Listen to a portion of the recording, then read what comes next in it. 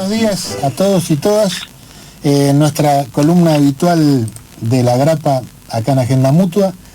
Hoy hemos decidido encarar la cosa con optimismo y tal como difundíamos, nosotros hoy estamos viviendo una pandemia de COVID-19, pero venimos de una pandemia de fiebre amarilla.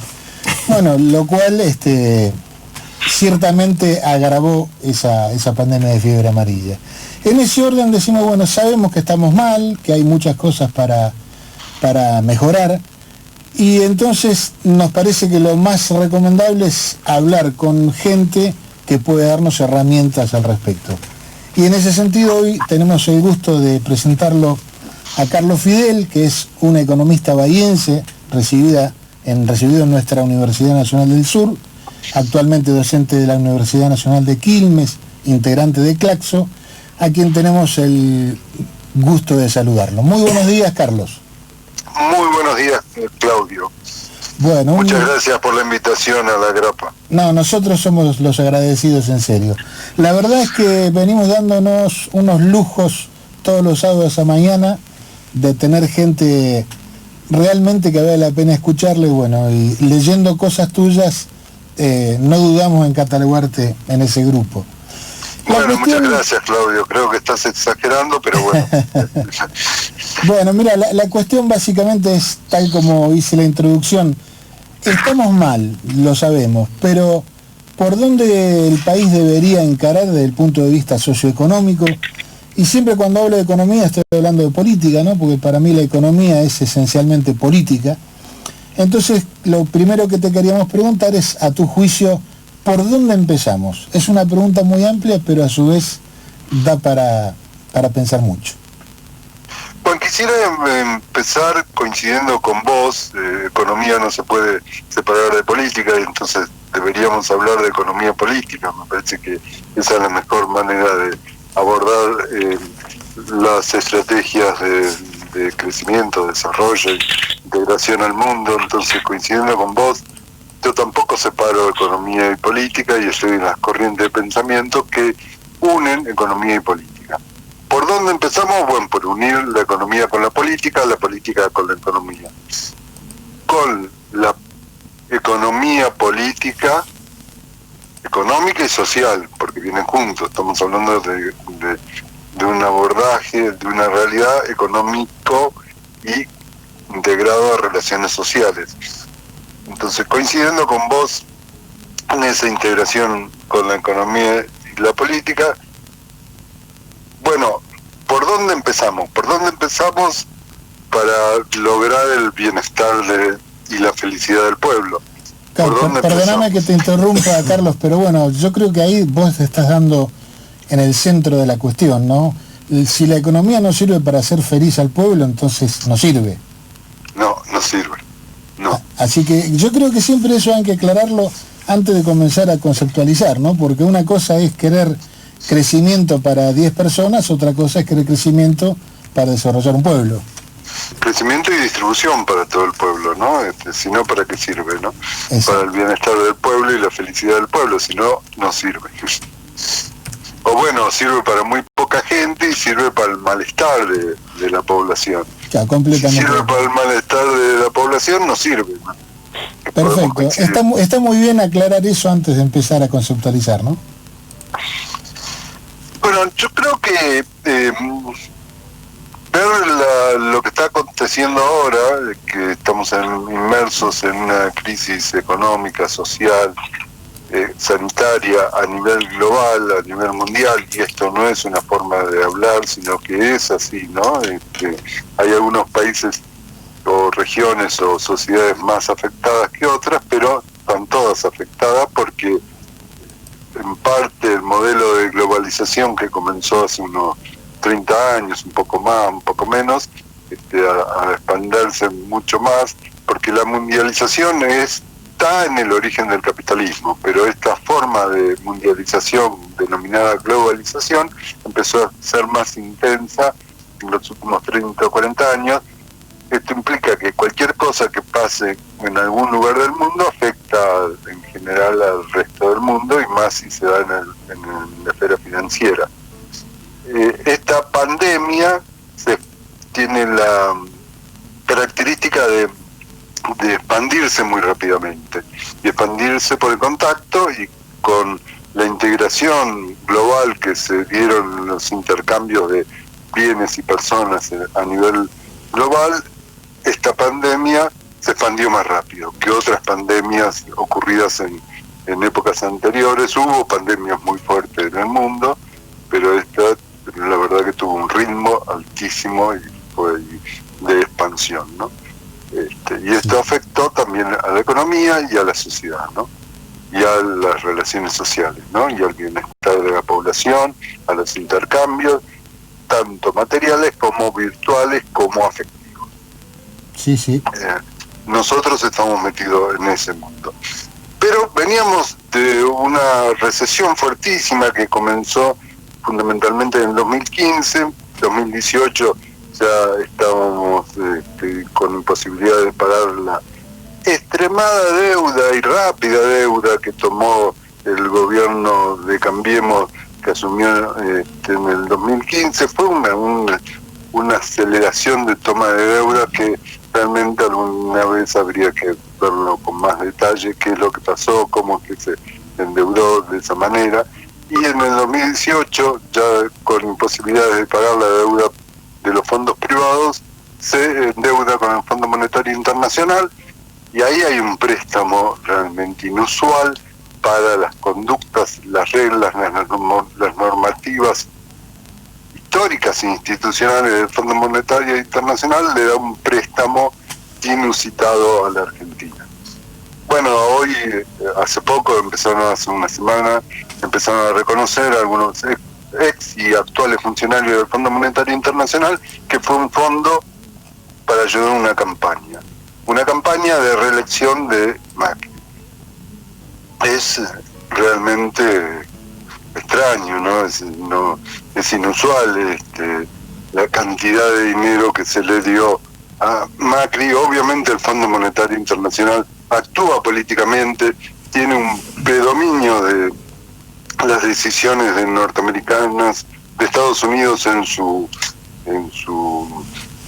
centro de decisión a quién presta, cuánto presta, y decidieron apoyar una campaña a un presidente que lo verían con simpatías en términos ideológicos, pero que rompió todas las reglas institucionales del Fondo Monetario Internacional, y además no solo las reglas institucionales, sino también los principios básicos fundacionales del Fondo Monetario Internacional. Ahora, Carlos, permítame, Alejandro Filipone nos saluda, buen día, permítame interrumpir un segundo. Sí. Porque lo que está diciendo es interesante en lo que viene, ¿no? Ahora, en estos días se está cerrando el acuerdo con los acreedores privados de la Argentina, acuerdo que consiguió el ministro Guzmán con el respaldo del presidente, por supuesto. Y lo que está diciendo con respecto al Fondo Monetario Internacional también puede posicionar a la Argentina en la renegociación que va a tener que empezar en poco tiempo más, justamente por esto que está describiendo usted ahora, es decir, la apuesta de tanta guita simplemente para la reelección de la figura de Mauricio Macri, violando las normas del mismo Fondo Monetario Internacional, puede generar, o lo planteo como pregunta, ¿no? Puede generar a la Argentina, al momento de sentarse a negociar con el fondo, posibilidades de mejorar esa negociación. Bueno, depende de la capacidad de los equipos de negociación. A mí me parece que el equipo de negociación que tiene el gobierno de Alberto Fernández, con Martín Guzmán a la cabeza, está muy bien preparado para esta negociación, pero muy bien preparado y muy bien apoyado, incluso dentro del propio imperio. La Universidad de Columbia apoya de alguna manera a Martín Guzmán en las negociaciones. Ustedes saben que las negociaciones de una deuda con el fondo y con los fondos privados es fundamentalmente un tema de abogados.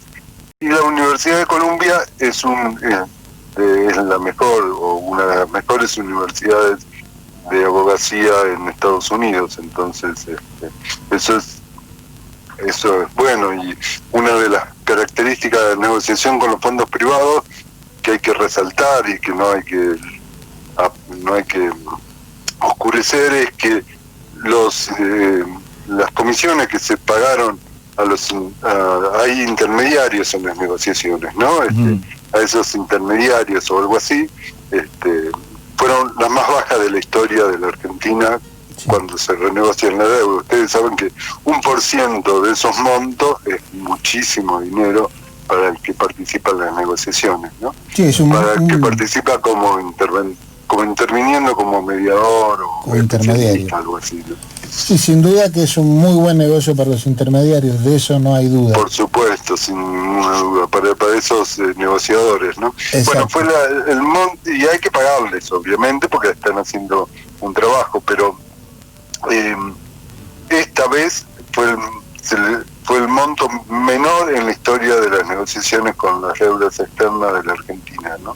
Claro. Ahora, Carlos, teniendo en cuenta esto que hablamos de la negociación con los acreedores privados y dando por descontado que con el fondo se va a llegar a un buen término, uno dice, bueno, por lo menos el horizonte en el corto y mediano plazo respecto de pago de servicio de deuda está despejado. Por ende, volvemos al principio de la pregunta. Bueno, teniendo en cuenta que no tenemos ese estrangulamiento que teníamos hasta ahora, ¿por dónde atacamos la cosa, no? O sea, teniendo en cuenta que tendríamos más recursos para encarar la reconstrucción. Bueno, sí,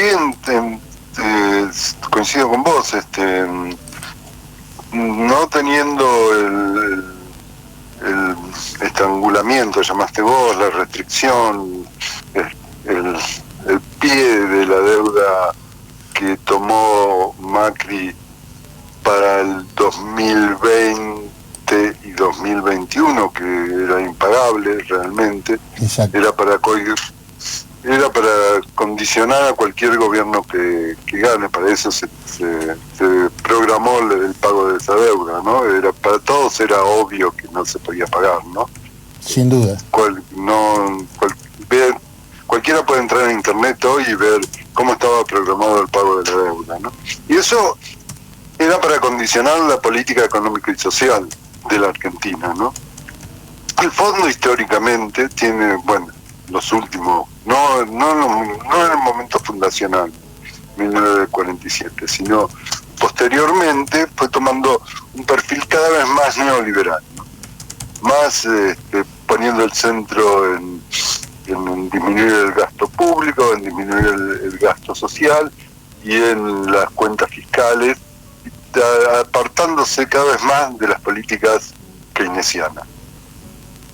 Bueno, la academia también fue, la academia mundial, ¿no? Fue también copada, invadida, ganando batallas culturales a favor de las posiciones neoliberales, como si fuera el único pensamiento, ¿no? El pensamiento neoliberal, que es un pensamiento muy limitado, muy restringido, ahistórico, y que pone acento en las cuentas públicas nada más, ¿no?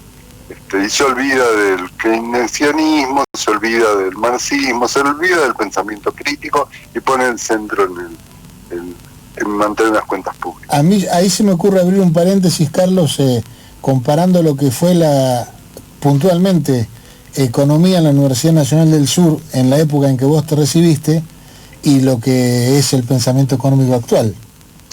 Bueno, eso es otro tema. Yo, pero si querés, bueno, es uno de los temas que me apasiona porque obviamente lo viví muy directamente, muy afectuosamente, muy afectivamente, ¿no? Porque, bueno, no solo participé como estudiante en la elaboración del nuevo plan de estudios, sino que también, como todos los que participamos en ese proyecto, sufrimos las consecuencias de, podríamos decir, un castigo ideológico o represivo para que no se vuelva a repetir un tipo de experiencia de un pensamiento plural, amplio. Yo diría que ese programa era neodesarrollista, pero con una fuerte amplitud en su abordaje, y tenía un abordaje de historia del pensamiento económico, y de hecho no se volvió a hacer un plan similar en la Argentina. Hay como algunos brotecitos de pensamiento en algunas universidades, pero la hegemonía la sigue teniendo el pensamiento único neoliberal. Lo que es peor, un pensamiento que se llama libertario, ¿no? Si los anarquistas vieran eso, con un desconocimiento de la historia del pensamiento, de las ciencias sociales, de la economía, de todo, ¿no? Y me imagino entonces, que es como un extremismo neoliberal, digamos. Tal cual. Sí, esa pretensión de que la economía funciona conforme a leyes físicas. Yo tengo algunos diálogos con gente de ese pensamiento anarco-liberal, se llaman, ¿no? O libertarios también, hay hasta una corriente política, ¿no? Sí. Que se dice economista, ¿no? Autotitula economista que además impone un pensamiento británico, más o menos, ¿no? Es todo un estilo, ¿no? Claro, ahora Carlos, me imagino que en esta corriente de pensamiento que vos decís que elaboraron en aquella época, el Estado tenía un papel preponderante en el desarrollo económico.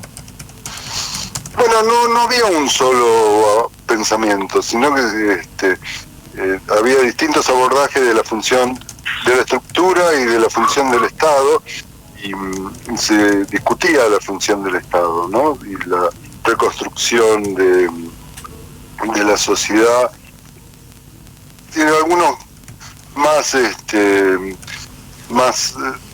con más rol del Estado, en otros con menos rol del Estado. Uno de los centros de las materias que abordaban la reconstrucción, en aquel momento no nos olvidemos que Chile, como país más cercano, un país hermano, estaba transitando una nueva vía al socialismo que terminó con un golpe de Estado.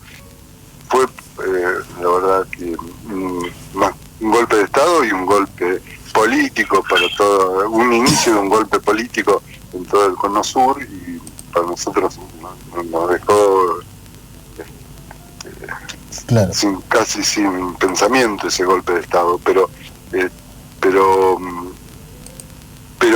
no teníamos no había no era una sola mirada, una sola estrategia de intervención del Estado, pero sí el rol del Estado era central. Y trayéndolo eso a la actualidad, ¿qué rol le asignás al Estado en este momento de reconstrucción? Bueno, yo trato primero de ver cuáles fueron las propuestas del frente que ganó, de la coalición que ganó, y cómo son los equipos, cómo están conformados los equipos técnicos que acompañan al presidente en esta nueva proyecto de reconstrucción, reindustrialización y distribución de la riqueza, y bueno, y a partir de ahí hacer un análisis crítico, ¿no? La otra vez, leyéndote en página 12, vos le asignabas al tema de la construcción de vivienda un papel muy importante por su rol, digamos, derramador de actividad. Bueno, el tema de la industria de la construcción y la vivienda es un tema que yo abordo desde hace muchísimos años. Desde mi exilio en México yo empecé a trabajar esos temas, el tema de la vivienda y de la industria de construcción, y lo continué en la Argentina, ¿no? Uno de mis ejes de publicaciones tiene que ver con esos temas, ¿no? Y con el tema de la vivienda y la industria de construcción. Sigo pensando que para un primer momento de despliegue de las actividades económicas, la industria de construcción tiene varias virtudes si se promueve, ¿no? Una de las virtudes que tiene es que genera empleo, ¿no? Y empleo rápido, de distintas calificaciones, y además los insumos que requieren la industria de construcción son 98% nacionales, ¿no? O sea que no implica fuga de moneda extranjera, ¿no? En cualquiera sea esa moneda, ¿no? Pero estamos hablando obviamente del dólar, ¿no? Claro. Que es bastante distinto a la industria automotriz, ¿no? Que crecimiento implica que las autopartes, buena parte de las autopartes, se tengan que importar. En la industria de la construcción, el cemento no se puede importar porque el radio de distribución de las cementeras es limitado, ¿no? Entonces no se puede traer cemento de China, de Estados Unidos, Europa, China. Lo que se puede traer es casas construidas en Estados Unidos, Europa, ¿no? Claro. En algunas hay algunas experiencias de ese tipo, ¿no? Pero la primera dimensión que hay que ver es que genera empleo y producción de insumos. La otra dimensión es, al generar empleo, es que aumenta el consumo y eso implica aumentar la oferta, ¿no? Aumenta la producción de productos, básicamente bienes salarios, ¿no? Y la otra cosa es la industria de construcción. ¿A quién se destina su producto final? Bueno, a las faltas, a los déficits que tienen los sectores medios y fundamentalmente los sectores de menores ingresos, los más carenciados, los más desposeídos, pueden estar destinados a ese tipo, a la construcción de vivienda a los que peor viven. También a la conectividad vía la obra pública, material, ¿no? Caminos, puentes, y además infraestructura, la construcción de infraestructura y equipamiento, que hoy sería y es muy necesario, como hospitales, escuelas, etcétera. Correcto. Bueno, en el sentido, en cuanto a vivienda, está la experiencia del Plan Federal de los 12 años de kirchnerismo, y también el Procrear, que ahora se ha relanzado, que me gustaría que me digas qué visión tenés. Bueno, mi visión, podemos seguir por el Plan Procrear. Hay un primer inicio de los últimos 2 años del gobierno de Cristina Fernández, de un Plan Procrear, me parece que fue muy interesante y muy multiplicador de satisfacción de necesidades de vivienda nueva y ampliación y mantenimiento de vivienda, que me parece que fue muy atendió a las necesidades más básicas de la población de los sectores medios bajos y los sectores de ingresos de menores ingresos, ¿no? Bien, era un crédito que se podía pagar. Después vino un programa con Macri que estaba créditos en UBA. Estaba indexado, los créditos UBA, que eran créditos UBA. Yo, donde podía hablar, decía que no se metan, ¿no? Donde tenía una falsa propaganda que decía que era menos que se pagaba menos que el alquiler. Claro, si uno empezaba a leer las condiciones, el primer mes pagabas menos que el alquiler. Y a partir de ahí empezaba a subir porque estaba indexado, ¿no? Y en poco tiempo subía tanto el monto de capital como el interés. Se hacía rápidamente impagable. Sí, fue una experiencia nefasta para todos los que la tomaron. Para todos los que entraron en eso, nefasta. Sí. No para todos, hay un segmento muy pequeño que tiene muchos ingresos muy altos, que compraron vivienda o cambiaron la vivienda. Esos eso lo pueden pagar, pero la mayoría se les hizo impagable porque no tiene relación con el salario, ¿no? Claro. Carlos, te quiero dejar con Daniel Guerín, que te quiere hacer una pregunta porque ya nos estamos quedando sin tiempo. Bueno, ok, perdón. Ahí te lo dejo. Una última, así de mi parte, Carlos. El gobierno de Mauricio Macri en tan solo 3 años declaró el default de la deuda que tomó. Si el gobierno tomó deuda y las condiciones en las que lo tomó hizo que él tuviese que declarar de club porque no lo podía pagar. ¿Se te ocurre algún otro ejemplo en el mundo que podría equipararse a este? En ese tiempo, en ese periodo de tiempo, no. Sí. Y el monto que le dio el fondo tampoco es comparable con ningún monto lo que ellos llaman salvataje es hundimiento en realidad. De fondo, no hay comparación, ¿no? Y ahora, desde el punto de vista académico, vos sos un académico, decís, ¿cómo es que los economistas, colegas tuyos que llegaron y hicieron este desaguisado, todavía tengan el atrevimiento de opinar sobre lo que otros hacen en la economía? ¿Cómo se ve en el mundo académico eso? Bueno, la libertad es libre y sí, por supuesto, que tiene consecuencias. Tienen lugares donde opinar, que le dan un micrófono como si fueran los economistas, como si hubiera los economistas opinan y siguen opinando y opinan toda la vida. Entonces, y cuando aparece la crisis, dicen, no se hicieron las cosas como se tendrían que hacer, se tendría que haber hecho un ajuste más profundo, el déficit continúa y siguen poniendo el centro en el déficit, como si hacer economía política se puede hacer metido en un escritorio y poner los ejes donde hay que poner y los ejes de acción, ¿no? Sin tener en cuenta las realidades concretas, ¿no? Y bueno, ellos van a seguir opinando. El asunto es que los economistas de las distintas corrientes heterodoxas puedan tener micrófono, puedan tener voz.